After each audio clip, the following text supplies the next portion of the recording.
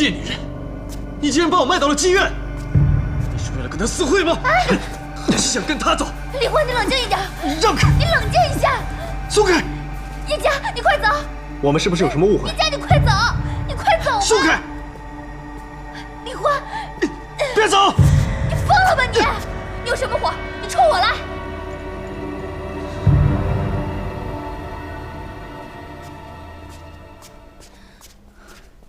你现在赚钱了，自立了，我们互不相欠了。你是不是看到那个银僧就看我不顺眼？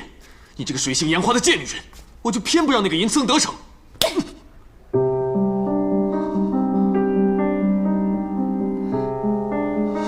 朕从小被立为太子，10岁登基，95之尊，高高在上，万人敬仰。你竟敢打朕！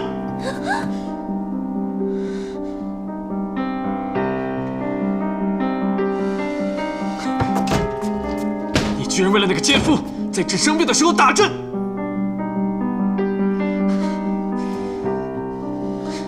那我呢？你是怎么对我的？我生病的时候，病得快要死的时候，你不但不照顾我，你还在大张旗鼓地娶别的女人，把我打入冷宫，我差点被冻死、饿死。你有关心过我吗？我不小心偷看到你跟别的女人苟且，你就当众打我。我顶撞皇后，你还是打我，你一次一次又一次的打我，你这叫关心我吗？什么叫水性杨花？什么叫奸夫？什么叫贱人？哼！要不是家业治好了我的病，我死的时候，说不定你在跟哪个女人叉叉圈圈呢。我喜欢家业，我就是喜欢家业，我根本就没有喜欢过你，就好像你根本也没有喜欢过我一样。冯昭仪只不过是你几千个老婆中的一个，你喜欢陈皇后、八美人，所有的嫔妃。你要是真正的喜欢冯昭仪，你怎么会同时喜欢上那么多的女人？你没资格跟我讲喜欢与不喜欢，那不叫喜欢，那叫滥情，不，叫滥性。冯昭仪只不过就是你的泄欲工具而已。我告诉你，在皇宫里你蹂躏的那个身体，不是冯峰的，是冯昭仪的。我跟你半毛钱关系都没有。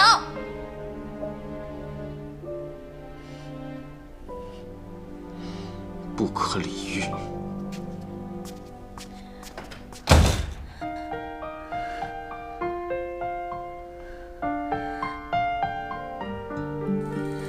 你放手的决定如此干脆，穿过山关上门头也不回。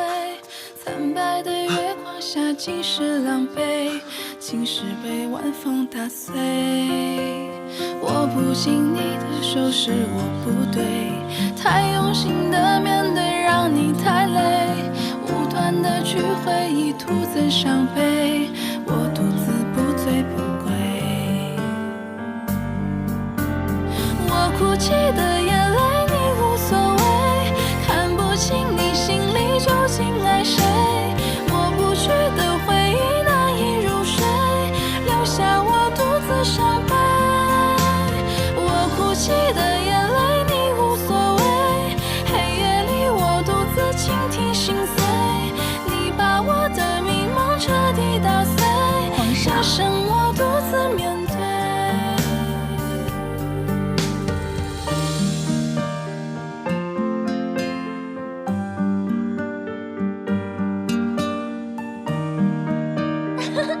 皇上。握不紧你的手是我不对，太用心的面对让你太累，无端的去回忆徒增伤悲，我独自不醉不归。我哭泣的眼泪你无所谓，看不清你心里究竟爱谁，抹不去的回忆难以入睡，留下我独自伤悲。我哭泣的眼泪你无所谓，黑夜里我独自倾听心碎，你把我的迷梦彻底打碎，只剩我独自面对。我哭泣的眼泪你无所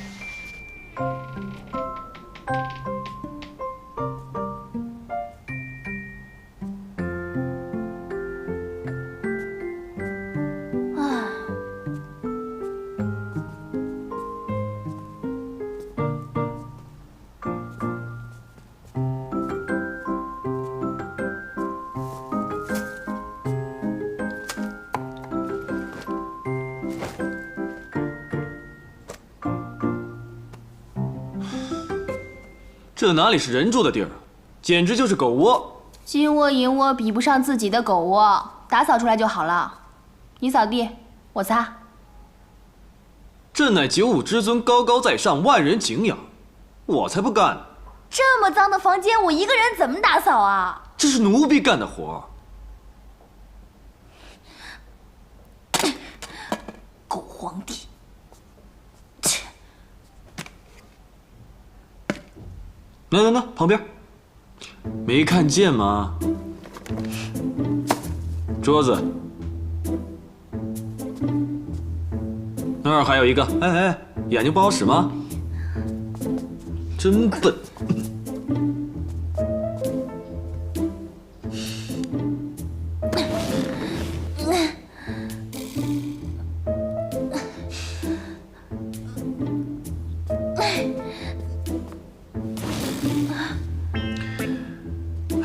以后没本事就别逞强。你有本事你干啊！我是一国之君，我能干这活吗？李欢，我告诉你啊，这房子是我租的，钱是我花的。你要是想住在这儿，要么扫地，要么滚。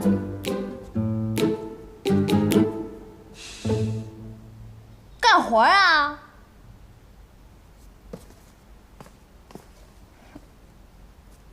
那，扫。对，就这么扫，就这么扫。那儿有个粉色塑料袋，那儿没看见吗？那。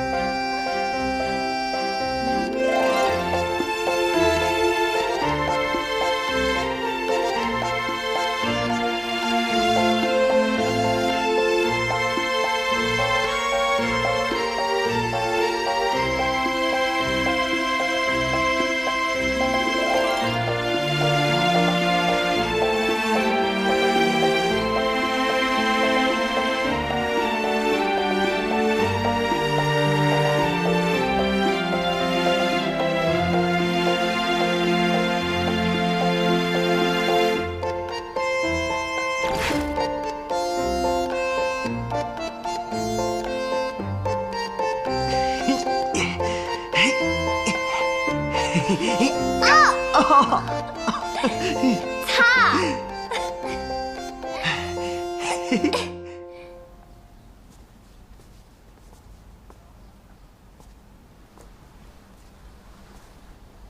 居然偷吃我零食，好不好吃啊？我的零食好吃，还是你皇宫的美食好吃啊？味道特别怪，不知道吃进肚子里安不安全。你把我零食全都打开了，那我吃什么呀？我饿了。你想吃什么？我想喝甜甜的豆浆，香脆的油条。油条乃何物？自己出去问，快！哦1、2、3。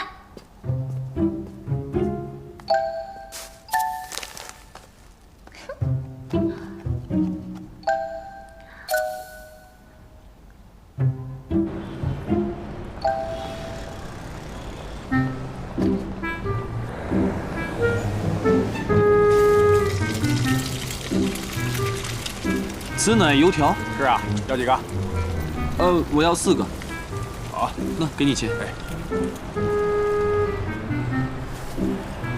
好。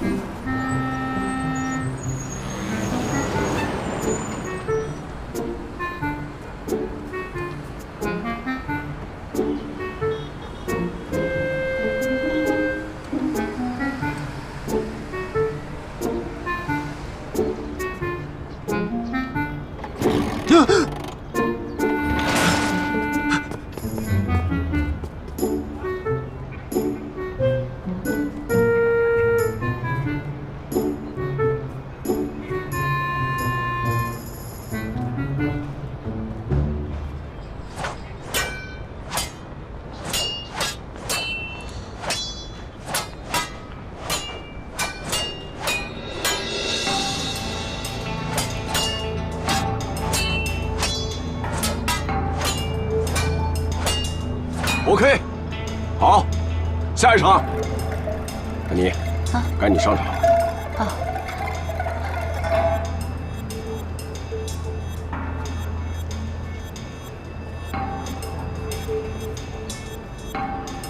你们两个，跟你们讲啊，这场戏呢有一个接吻的镜头，你们两个接吻的时间呢要长一点，明白吗？明白了。好，就这样，各部门准备了，拍了啊！各部门准备，做好准备啊！哎，导演，那我们就实拍了啊！啊，实拍啊！来，好，准备，现场保持安静，准备啊！保持安静啊！准备，好了，可以了。什么戏啊？哪那么多废话，看就是。开始。皇上，爱妃啊，好久不见了，上阵好好看看。哎呦，爱妃啊，多日不见，你怎么瘦了？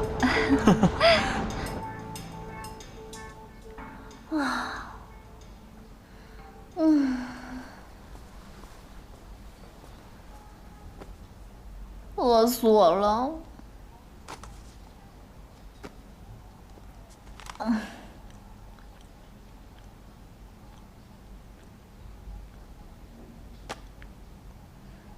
狗皇帝怎么还不回来？不会是迷路了吧？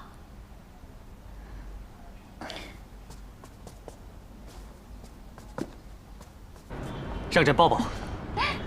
妙芝，住手！妙芝，妙芝，你谁啊？神经病啊！你怎么在这儿，妙芝？你疯了！导演，是真的，这怎么回事啊？这人谁呀？你是真的皇后，妙芝，赶紧把他拉走！拉走，拉走！妙芝，走，干嘛的？捣什么乱呢你？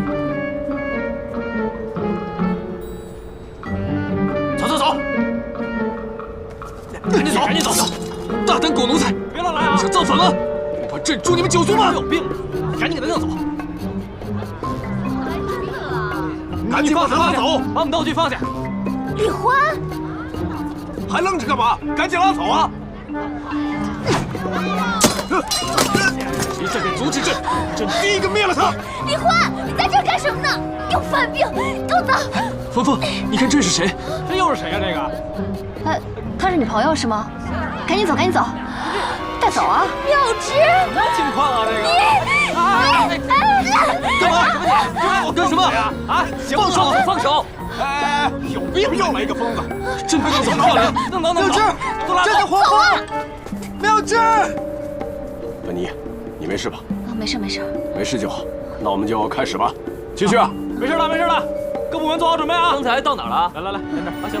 啊，行。你干嘛跑啊？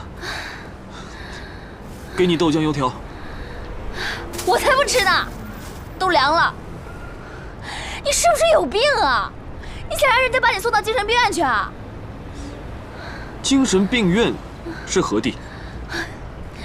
就和你的皇宫一样，一个正常人去了，都会变疯了、傻了、二逼了。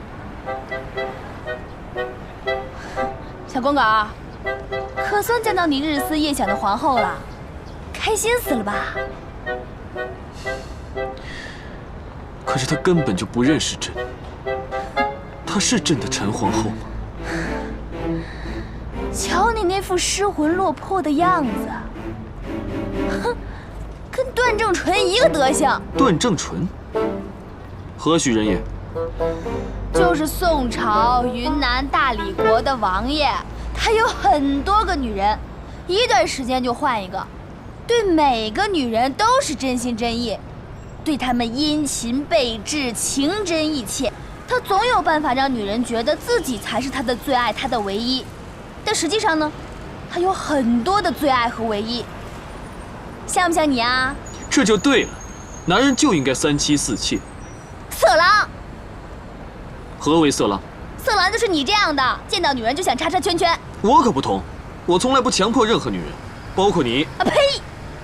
千年的色狼，你在这装什么三贞九烈、纯洁的小处男啊？你在皇宫的时候不就喜欢跟不同的嫔妃叉叉圈圈吗？还装无辜，你当自己是纯洁的小百合啊？世上怎会有你这等女子？我就这样，有本事别跟着我。哇！他们让他们看，管他们。哎，别看了，别看了！让我看看。哎呀，别看了！哎呀，你躲开！我们走吧。干嘛呀？人家亲热人家的，我做我的。人家亲热都不怕被人看呢，我怕什么呀？你可是不是女人呐？不知羞耻！谁不知道羞耻了？谁在古代的时候有3宫6院的泄欲工具？到了现代，跑夜总会也算是3宫6院被人泄欲。哎，李欢，你牌子是几号啊？那些富姐青睐你不？你还是女人吗？有没有人翻你牌子？啊，我是穷人，我都不知道那些富婆是怎么玩乐的。可恶的女人！不会吧？根本就没有人翻你牌子啊！哎呀，我说你呀，看看你这副德行，自己什么鸟样你自己不知道啊！唉，一旦没了皇帝的身份，谁还能喜欢你啊？谁说的？有2个女人翻我的牌呢。行啊，哥们儿，有前途啊！哎，你跟我说一说，他们都是怎么跟你玩的？等我有钱了，我也去耍一把。你胡说什么？一个女人怎么能这样？去消费，找死啊你啊！现在都什么混乱的时代，女人天天想着嫖男人，你，朕诛你9族！哼！又来了，又来了！你这个千年僵尸，可惜呀，你那个荒淫的暴君时代已经过去了。哼！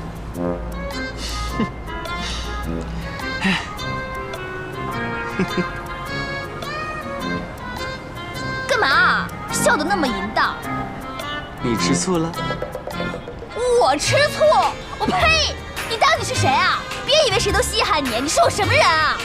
我是你丈夫，天经地义的丈夫，嫁过聘的。滚！有多远滚多远！我告诉你啊，冯昭仪才是你的小妾呢，我不是。你这副臭德行，让我想起了鸡爪子。你想吃鸡爪子？我去给你买。还不快去！去啊！泡椒味的。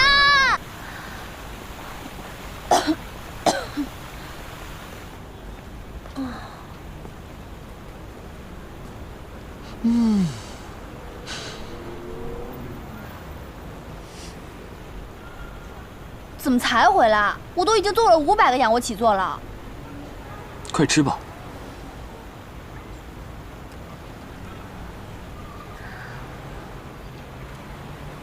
你也吃？哦。真贪吃。你不贪吃，你还吃？啊！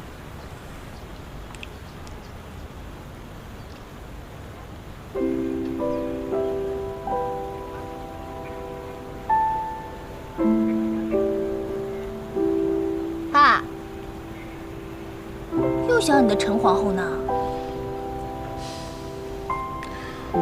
他不认识我了。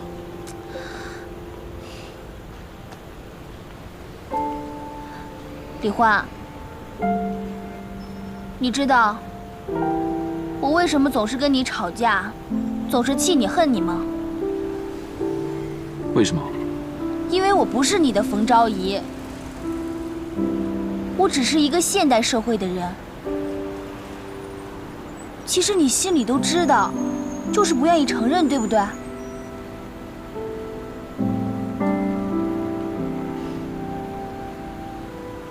？1年以前，我独自去旅游，去了莲花山大天坑那个地方。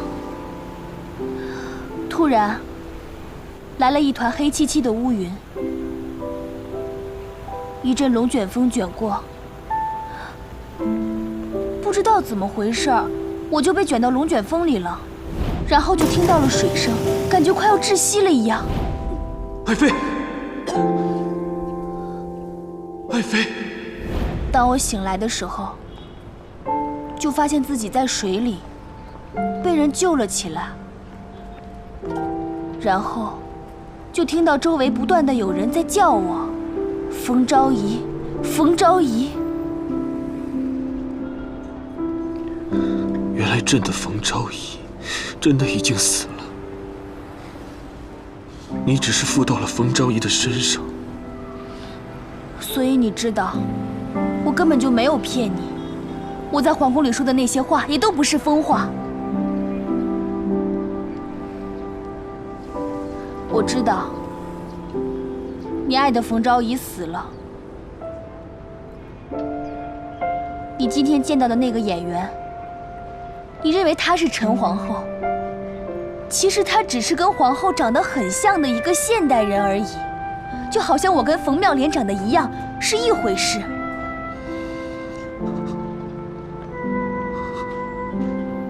可是我有的时候又不恨你，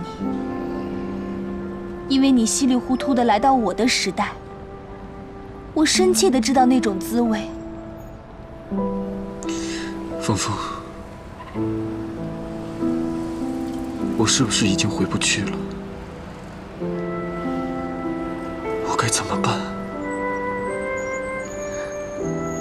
从头开始。从头开始？对，你是皇上，从来到这个世界起，你就经历了刀林剑雨，人类所有的阶级斗争和爱恨情仇，你都经历了，还有什么能打败你呢？现代的社会对你来说太简单不过了，只要你对自己有信心，一定可以活得很好很好的。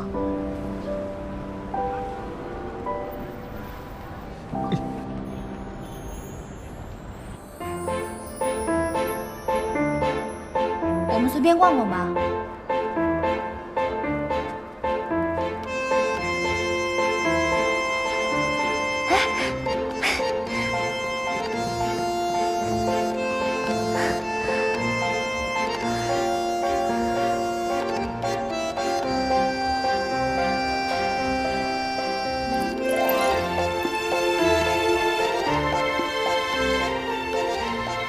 次品，这些都是次品。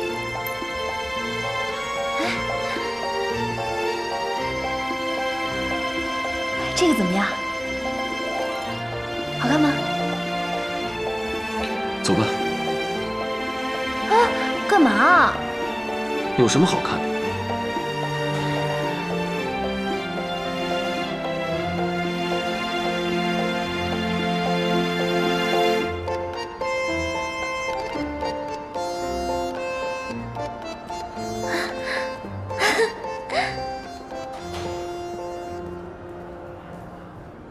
您好，欢迎光临。你喜欢这个？小姐，您的眼光真好，这是本期的新款你好，多少钱，28000元。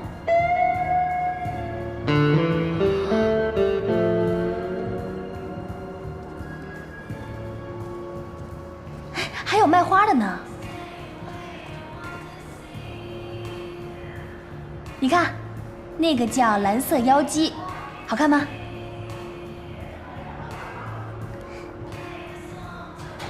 这花多少钱1088元。那边那个也挺好看的，走。芳芳，虽然这些东西我现在买不起，但是将来我会把你今天看到的东西全部买下来。不，比你看到的那些还要好。那么贵，买它干嘛？吃不能吃，穿不能穿，又不是暴发户，啊，哪像你以前啊，那么多龙袍，每件龙袍都那么昂贵，比那裙子贵上何止10倍100倍，你才是最大的暴发户，土豪奢侈哥。朕的龙袍前后有4对5爪龙组成，每条龙上面都会缝着细细的东海珍珠。那得多少颗珍珠啊？1万颗，冬季的则是10万颗。哇！龙袍的面料呢是丝绸菊，耗时2年，极品绡丝，用的是金线3两，价值2万200银。2万两，换成人民币得多少钱啊？我要是有一件龙袍，那就发大财了。龙袍没有，有盔甲呀。盔甲，用不上吧？我们这时代穿不上了。啊，腿好酸啊！我们在这坐一会儿吧。啊，峰峰，马上就到家了，要不我们去那边坐车回去吧？坐车不花钱啊，休息一会儿就好了。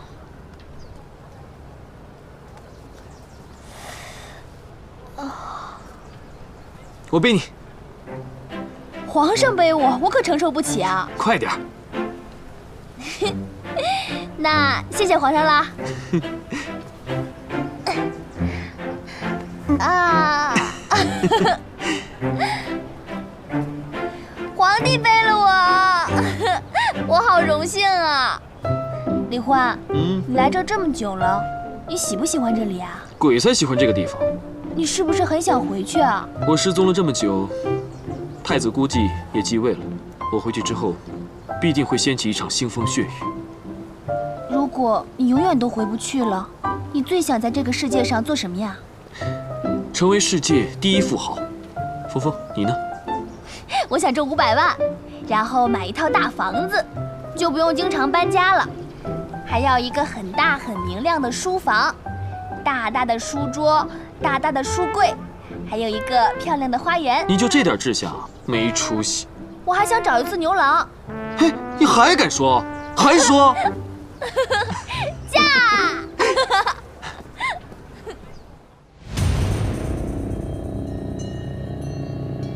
家业，家业，家业。尹僧，你是谁？为什么来找我？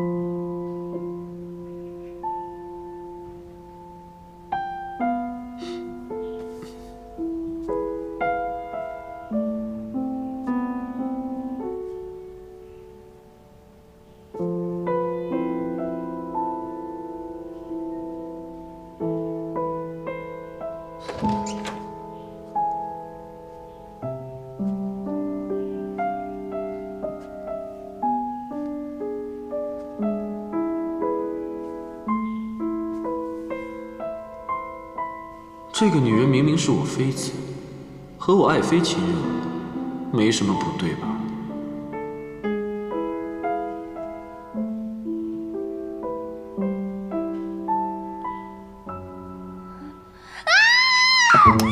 干嘛呢？小公公，你信不信我把你打成活公公？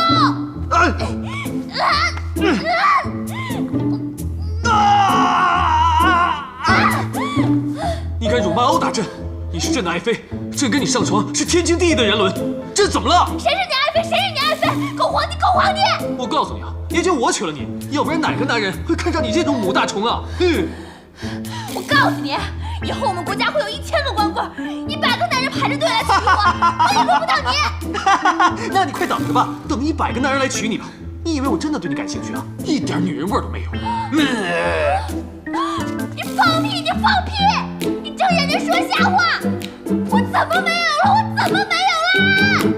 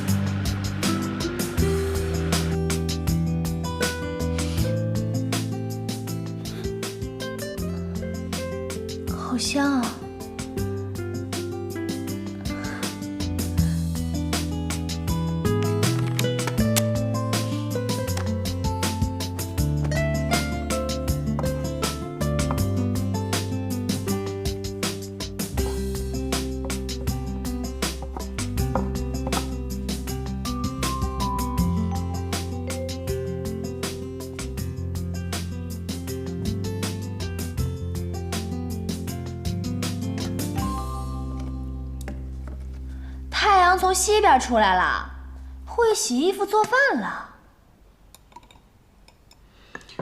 这有何难？学呀！小公狗，学得挺快啊。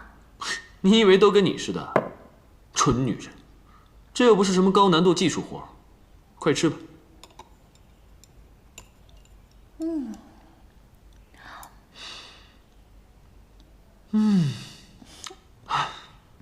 太好吃了！我做的肯定比你做的好吃吧？可不嘛，比我做的好吃多了。但以后做饭这活儿就交给你啦。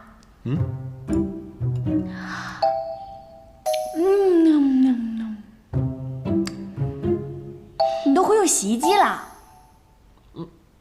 这有何难？2、3下就学会了。哇，变聪明了！我是谁啊？我从小被立为太子，10岁登基，9五之尊，高高在上，万人敬仰。这天高不够你这只鸟飞，这地阔不够你这匹马跑，我这浅水区也容不下你这只大龙王啊！赶紧在我眼前消失吧！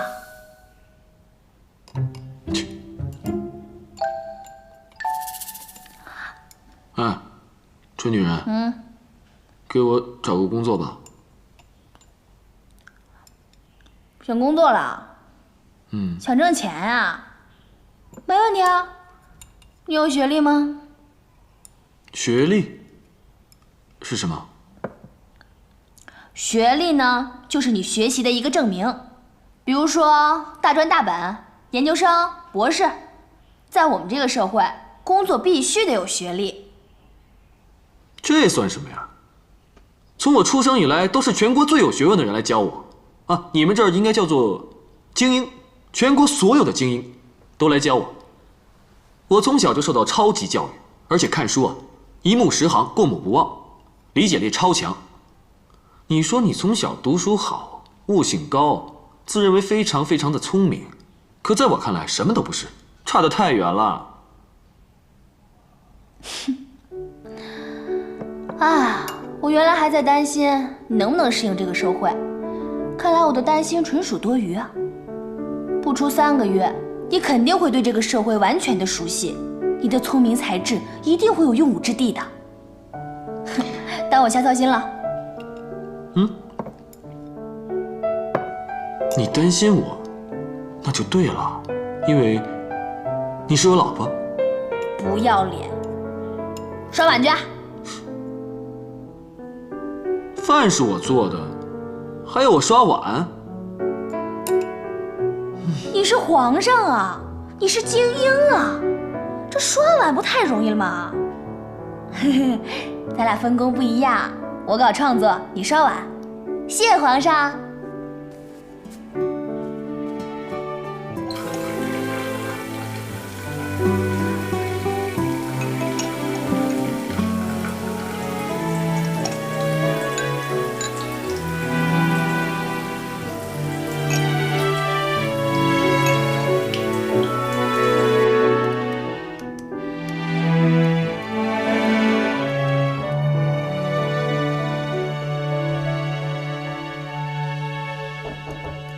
进。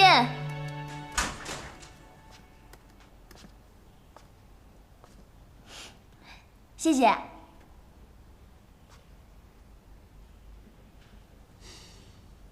我也想学电脑。你学电脑干嘛呀？你已经有一个神一样的脑子了。要是古代就有电脑就好了，我只要给我的大臣部门发一个邮件就可以了，或者直接跟他们语音，然后部署计划。行，我一会儿呢就给你申请个 QQ 号，这样你就能跟你的大臣们聊天了。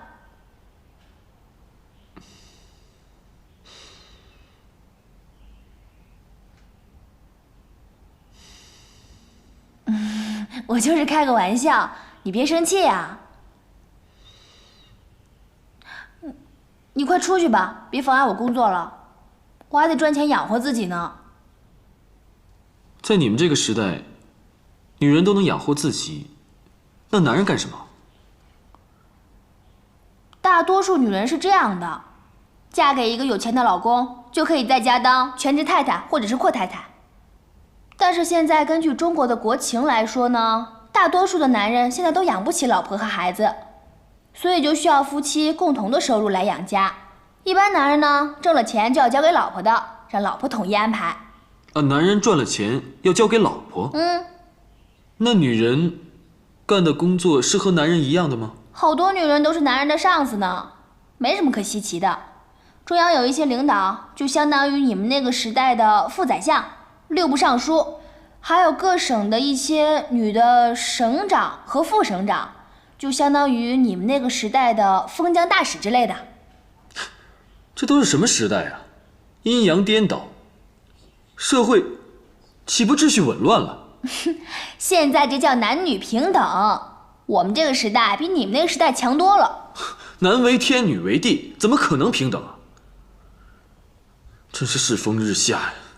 在我们这个时代，只要是不偷不抢，用什么方式挣钱都不丢人。你挣了女人的钱，女人又挣了男人的钱，哎，就一回事儿。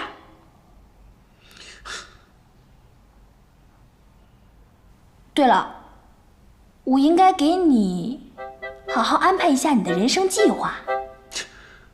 你一个小女子，怎么给我安排我的人生计划呀？摆什么皇帝的臭架子啊！你都已经落后1000多年了，山炮，你懂什么呀？难不成你还指望我来养你啊？你要不早点自力更生，我就赶你出门。要不是看在你是古代人的份上，我早就甩掉你这个大包袱了。你以为你是什么呀？穿一身白就以为自己是白马王子啊？切！你不看看你的姿色，笑什么笑？我给你准备了2本书，你回去呢好好学习一下，要不然真变僵尸了。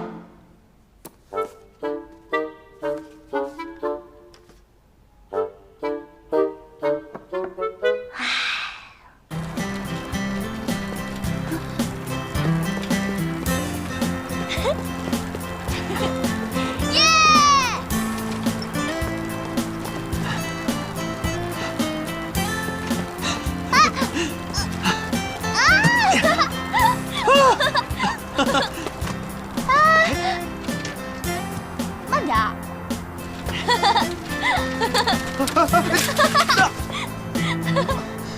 没事吧？什么破车啊！把稳啊，使劲儿！哎呀！坐稳了。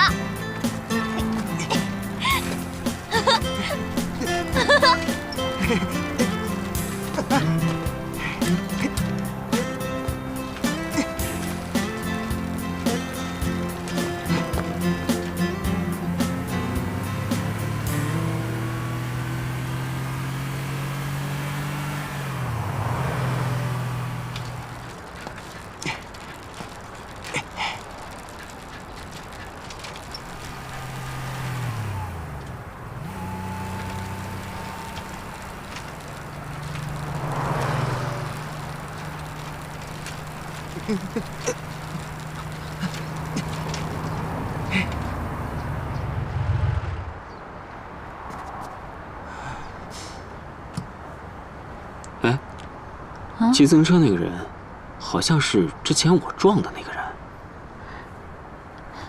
是他啊？啊，好奇怪啊！怎么了？我总觉得你们俩有点像。你们认识？哎呀，不是，就是那天去拍摄现场闹的那个神经病。这么巧？哎，等一下。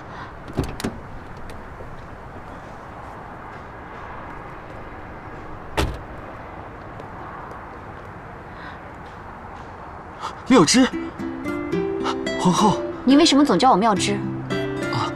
你跟她长得一模一样。我叫芬妮，是个演员。啊，我知道。我这2天天天在电视上都看到你，而且你的戏都一连重播好几遍。我是你的粉丝，你是我的皇后。我只是在戏里演皇后而已，不是什么你的皇后。你这粉丝也太可笑了吧！哦，对了，我们戏里啊缺一个替身，我看你挺合适的。替身是什么工作？替身就是在演员不方便演的时候，你来替他完成。哦，那方便留个电话？8653572133。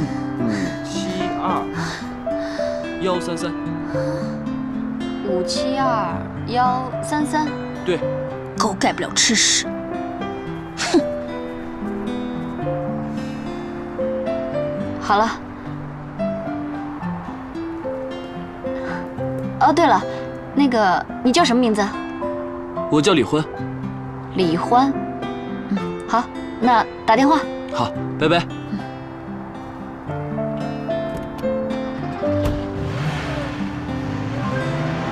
峰峰，哎，峰峰，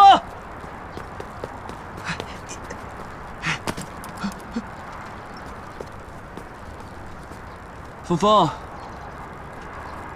又见到你的皇后了，色眯眯的老毛病又犯了。你的老毛病才犯了呢，又吃醋了吧？你才吃醋呢，你全家都吃醋。哎，我找到工作了。什么工作啊？当演员，芬妮给我找的。你还当演员呢？那可恭喜你了，天天可以看到你的皇后了。哎呀，说不定你演戏能演成大明星呢。哎，这不就是乐视新推出的4K 的电视？好清楚啊！哦，我又找到当皇帝的感觉了，受万人敬仰。哎，峰峰，明星这个工作太适合我了，简直是如鱼得水，太好了。哎，当明星除了受人敬仰之外，还有什么其他好处啊？啊，挣钱挣得多。哦，你像有一些一线的明星，1集电视剧100万，30集就是3000万，可挣钱了。哦，原来当明星这么赚钱啊！我觉得以你的姿色，肯定能成大明星的。走，回家我给你2贴美白保湿嫩肤面膜，给你敷一敷。哦，走。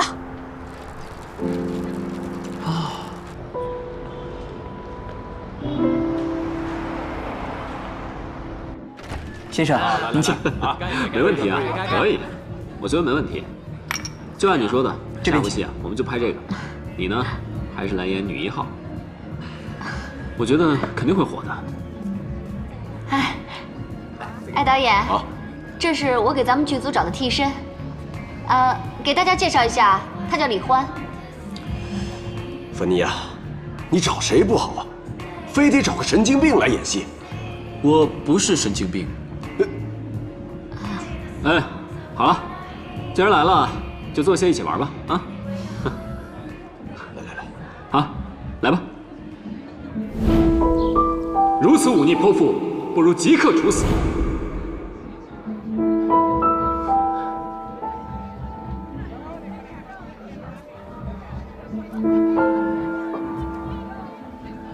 3弟，你看，他又犯病了。哎呀，翻滚吧，牛宝宝！难怪芬妮说你长得帅，真的是的的确确、千真万确，你就是帅啊！啊，行了，既然你叫我弟，那以后你就是我大哥了。兄弟，随意啊。对了，我还有个哥，不过呢，我跟他一点也不像，反倒是你，我觉得越看越亲切呀。你还有个哥哥啊？对啊，他呀，就是那个大名鼎鼎的天才，学术界的大咖，天下的女孩没有不为他疯狂的。我跟他不同，不过呢，我真的觉得越看你越亲切。你该不会是老爸的私生子吧？哎，你是不是有一个特漂亮的明星妈呀？都没有。行了，导演，来，哦，老板，看看怎么样？身材还算不错，这身手嘛，之前我们也见过了。对了，你今年多大？我1250岁。你看，还说不是神经病。哎，我哥这叫幽默。看我哥这样，也就25啊。来，大哥，来，咱们一起喝一个，庆祝你们兄弟团聚。我们干一杯吧。好，来，好，喝，干杯，干杯。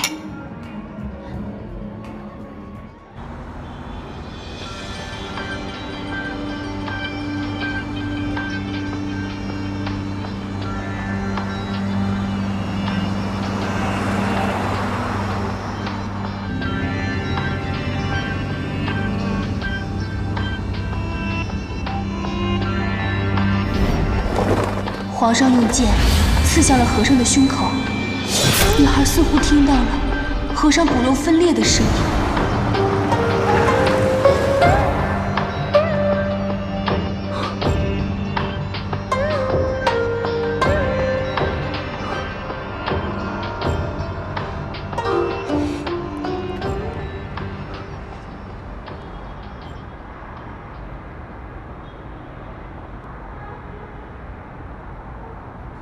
喂，小凤，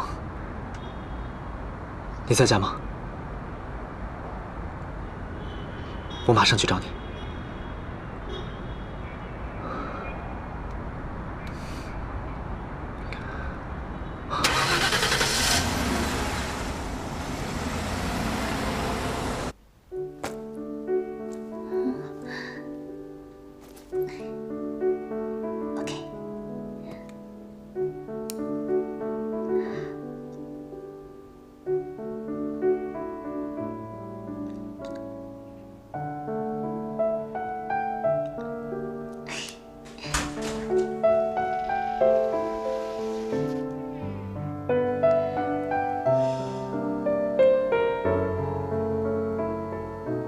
我们走吧。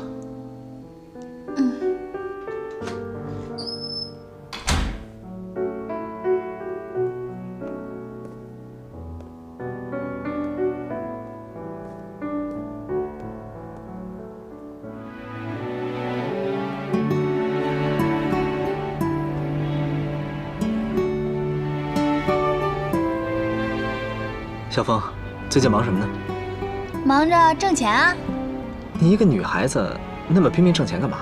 据说我们国家以后会有6000万个光棍，为了社会不至于动荡，至少每个女人要娶10个以上的老公呢。所以啊，我要从自己做起，努力挣钱，辛苦就辛苦一点呗，以后可以娶100个老公，牺牲我一个，还有后来人，为了创造和谐社会嘛。你还真是深谋远虑，忧国忧民啊！应该的，应该的，太应该了。对了，你哥哥怎么样了？他挺好的，找着工作了。哦，小凤，怎么了？是这样的，我啊，从小到大一直在做一个噩梦。什么噩梦啊？我梦到有一个人一直在追杀我，他长得和你哥哥特别像。不会吧？怎么会有这么巧的事儿？我也不知道。但是更奇怪的是，他杀了我之后，有一个女子一直抱着我嚎啕哭泣。那个女子长什么样啊？我看不清，我一直都看不清她的样子。真遗憾。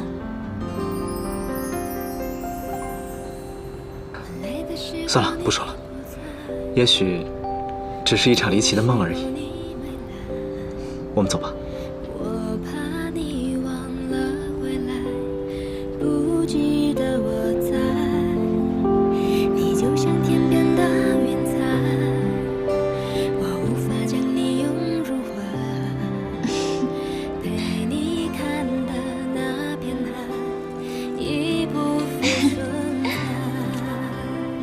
我们下去看看吧。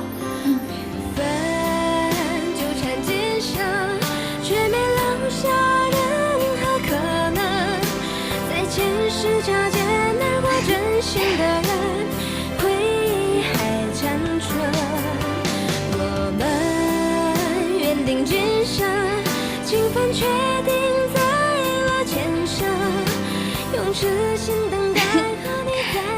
叶佳，你是圣诞老人吗？算是吧。要是能再找一双袜子，那就更像了。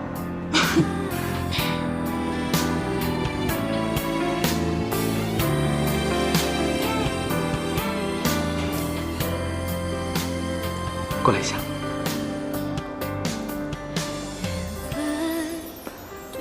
小凤，你喜欢什么花？我喜欢。先生，给女朋友买束花吧。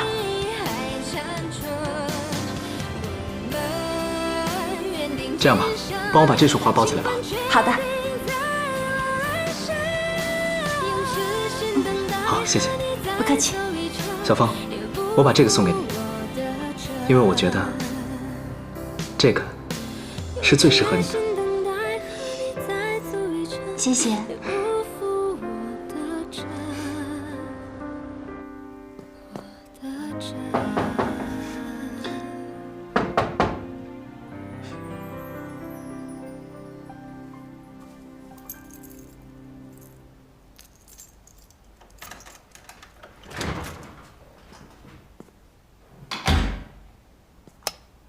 峰峰，看我给你买什么了？这么早就睡了？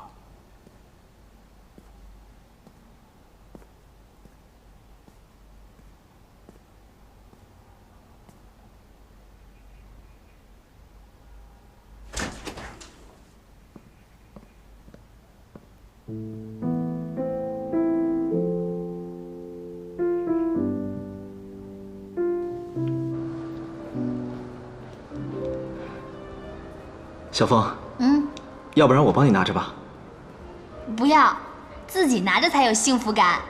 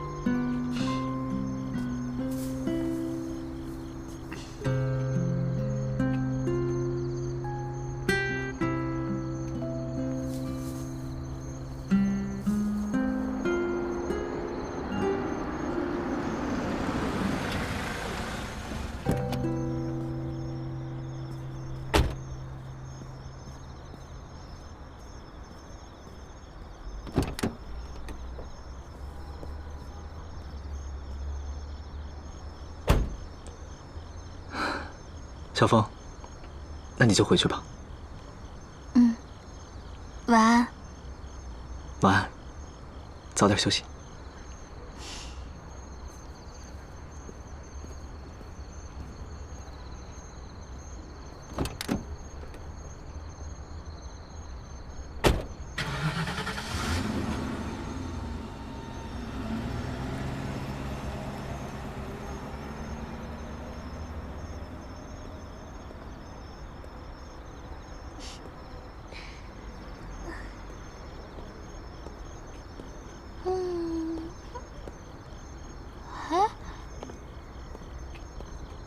干嘛呢？蹲坑呢？你拿着什么呀？什么破东西啊！你穿这么漂亮，干嘛去了？好看吧？相亲去了，美吗？男朋友送的。你去见别的男人了？还穿这么漂亮？怎么啦？你能见皇后，我就不能相亲啊？不可理喻！啊！你也帮我拿着点啊！我脚都起泡了。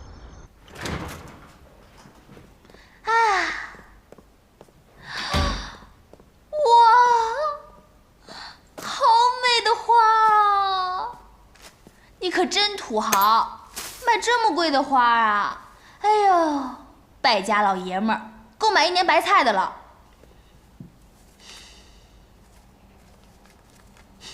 这钱交给你。这么多钱，抢的啊？你才抢呢！那哪来的？我今天签了个合同，5000块钱，人家给的定金。不可能，临时演员根本就挣不了多少钱。你不会是被皇后给办了吧？我要是真给皇后办了，你是不是特别高兴啊？那我现在就去找她叉叉哦，你是不是特别得意？哼，我就知道你不是什么好货，发情狗，不要脸！我不会拿自己的肉体跟灵魂去取悦任何人，我是个男人，怎么会跟猪肉一样放在菜板上去卖呢？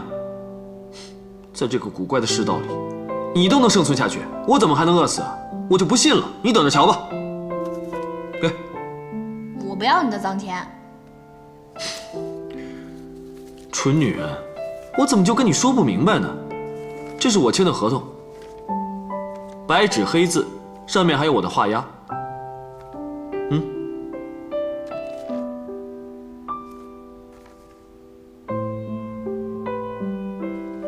哎呦喂，你还真当演员了？哼，哪个导演这么不开眼用你了？哦，自古以来都是男人养家糊口，你不也说了吗？男人赚的钱要交给老婆管。哎，我可不是你老婆，你可要搞清楚了。皇宫里那个身体是冯昭仪的，我是冯峰，我跟他一点关系都没有，别毁坏我名誉啊！就算你什么也不是，我在这吃住，就当是交饭钱了。那你都有钱了，就搬出去住呗。我早就想搬出去了，你以为我喜欢住在这个破地方啊？会搬就好，会搬就好。你这个狠女人，把我卖到青楼，又害我生病，在我病还没好的时候，就赶我走。我就算不是你什么人，至少算个熟人吧。无情无义的女人。说的也是啊，要不然你在我这儿再挤几天，等你什么时候能完全养活自己了，再搬出去。